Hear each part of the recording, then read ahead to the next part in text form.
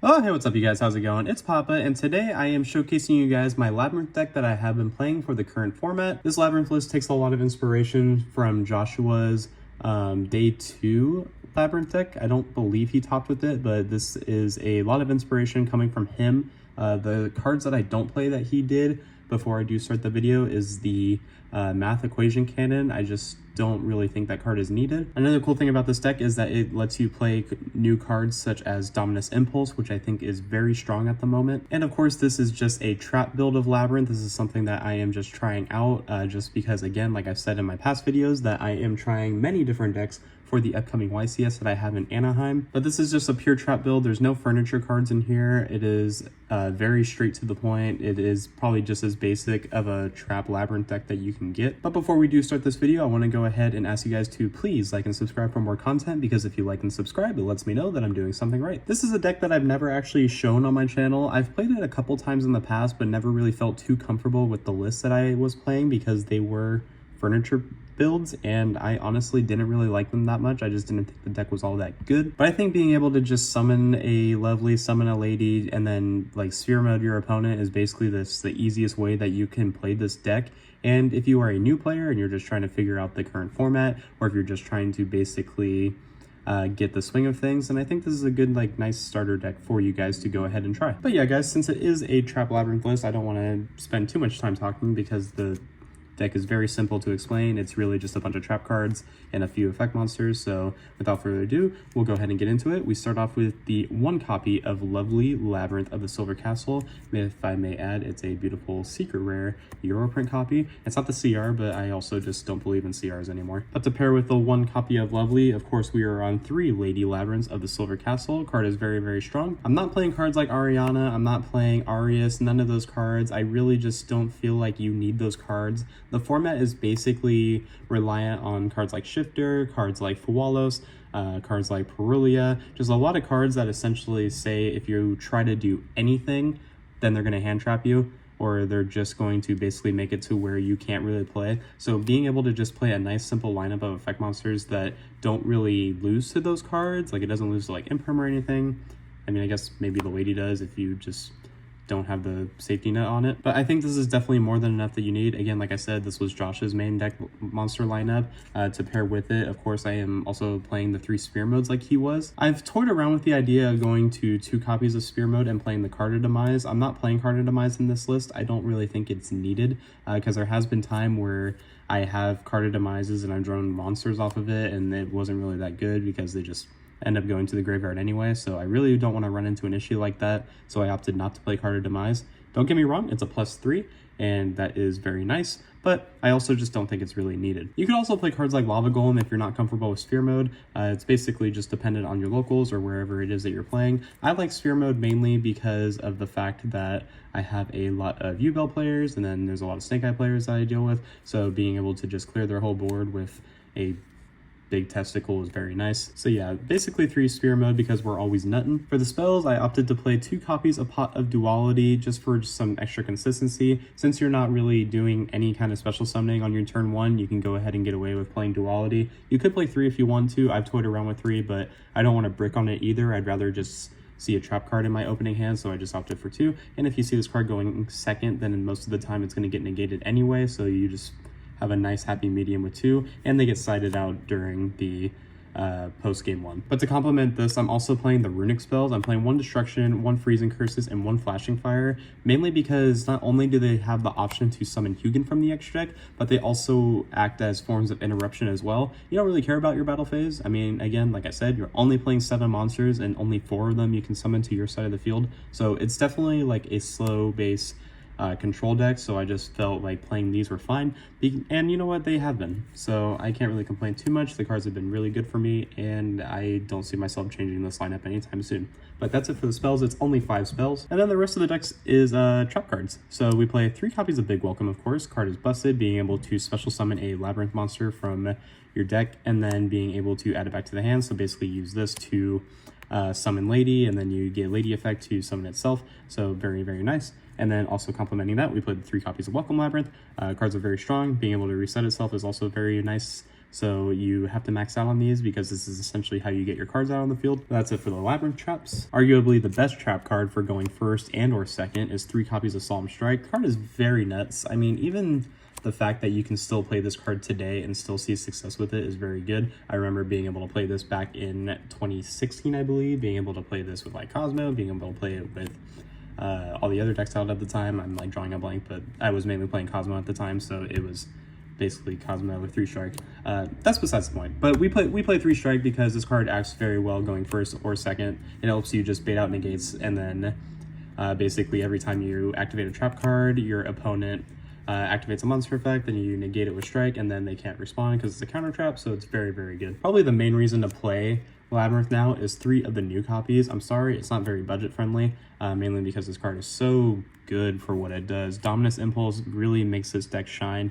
Dominus Impulse, for those that don't know, it is basically the opposite of Dominus Purge. If your opponent controls a card, you can activate this card from your hand, and when a card or effect is activated that includes an effect that special summons a monster or monsters, you can negate that effect, and then if you have a trap in your graveyard, you can destroy that card. And then the downside is that if you activated this card from the hand, you can't activate the effects of light, earth, and wind monsters, which is fine because all your shit's dark. But Dominus Impulse is very strong. I mean, being able to activate from your hand is very good, and then also since you are playing a trap deck, you get the extra pop effect most of the time off of Impulse anyway, so it is 2 forms of interruption in a way.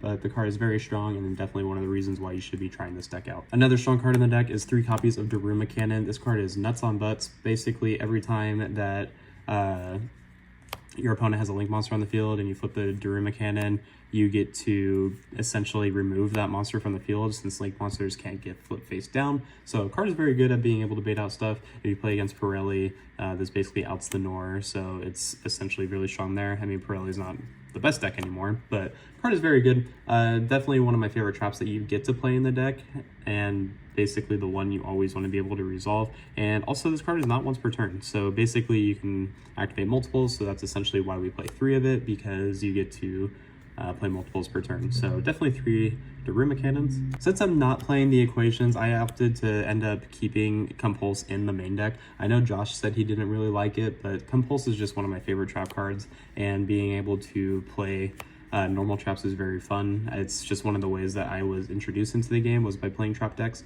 and honestly, if I get to play Compulse, I get to play Compulse. I really love this card so much. And another reason why we're not playing the equations is because my extra deck is very Pacific, so I'm opting to play 2 copies of Dogmatica Punishment. I think this card is still cool. I don't think it's like the best trap that you can play, but I do really like what this card does.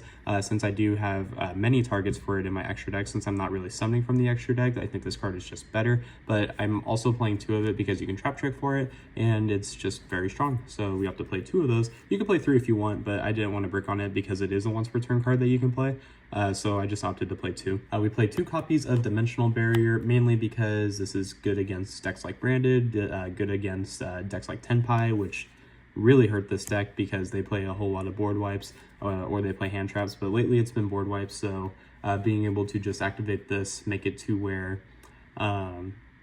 they can basically kill you is very strong, so I opt to play 2 of those, again, because you can trap trick it, so only 2. And then 2 Ice Dragon's Prison. Card is very good against Tenpai as well. This is just one of the cards that really hurt the deck. And then I'm also playing 2 copies of Terrors of the Overroot. This card is essentially kind of like Ice Dragon's Prison. It's just a little bit slower, but the card is still very strong as well. I do like playing both. I think having them has been very good for me. I haven't really had an issue with either card, so I opted to just play 2 and 2 to make it easier. And then rounding off the main deck is the 3 copies of Trap Trick. I don't have any foils. I'm sorry. I thought Rarity Collection Bonanza was going to print this card foil. It hasn't yet. It hasn't been announced yet at the time I'm making this video, but if it is, cool. If not, well, then I'll get foils eventually. But that's going to go ahead and do it for the main deck. It is 40 cards, no more, no less. Again, like I said, if you wanted to make any changes to the main deck, you could play like Lava Golem, you could take out the runic spells and play like Demise if you want. What I like about the runic spells in this deck is that basically if your opponent does Lightning Storm you, then you can use the runic spell to summon out the Hugin, and then Resolution Hugin will protect all your cards from being destroyed.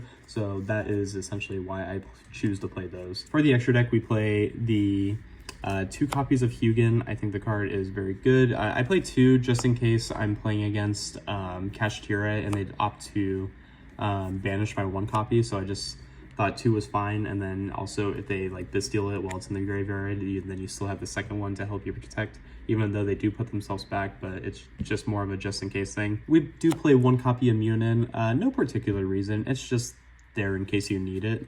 Real ones, no. And then I play 1 copy of Sleipnir. This is just to basically make it to where I have like an extra card to use for the Little Knight effect when I go to summon it, but Sleipnir's fine. I don't really make it too much, but he's just there because you have so much extra deck space, so he's very nice. And then for our extra deck, targets for the Garura, or not the Garura, for the Dogmatica Punishment, we play Entis, we play Garura, we play Fossil Warrior Skull Knight, which is very strong.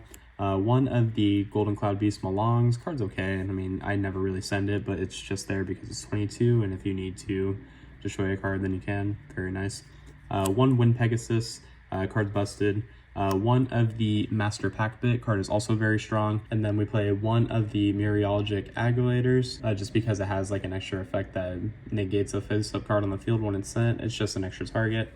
And then we play 1 Bucephalus because Bucephalus can still send Garura to get you the extra draw. But that's going to do it for our punishment targets. There's nothing really to explain too much. I mean, these all just have extra effects that make your punishment just a lot better, and it's just a variety for anything that you want to play. So cards are very strong. And then rounding off the rest of the extra deck is the 1 copy of Typhon, the 1 copy of Little Knight, and then I play 1 Dark Charmer just to essentially make your Little Knight, because it's basically one of the 2 ways that you can make Little Knight and have you get the most bang for your buck from it. So that's going to round off the extra deck. I'll just show you the side deck real quick. I'm sorry, budget players, we play 3 copies of Mulch.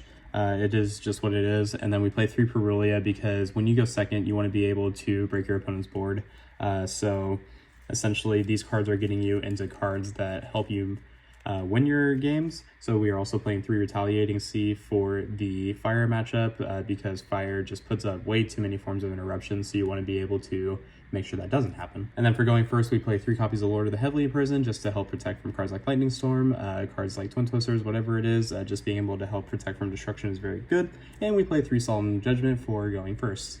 And yeah, guys, that's going to go ahead and do it for the deck profile. I really hope you enjoyed it. I have been enjoying this deck a lot. It has been one of the more different decks that I've been playing because I'm not really used to playing stun or control or anything like that. I've really just been used to playing Sprite or trying to combo, like whatever it is, but this is definitely a deck that is not usually on my radar, but this is the first time that I've actually been playing it where I've enjoyed the deck, and honestly, just being able to play trap cards again is very nice. It's nice to just shut off your brain and play a deck that doesn't kill you in 1 turn like Tenpai, but you know, it is what it is. And then Impulse is just such a strong card as well. If you have access to Impulse, I would be trying to play it any way that you can. But until next time, guys, this has been Papa, and I will catch you all in my next video.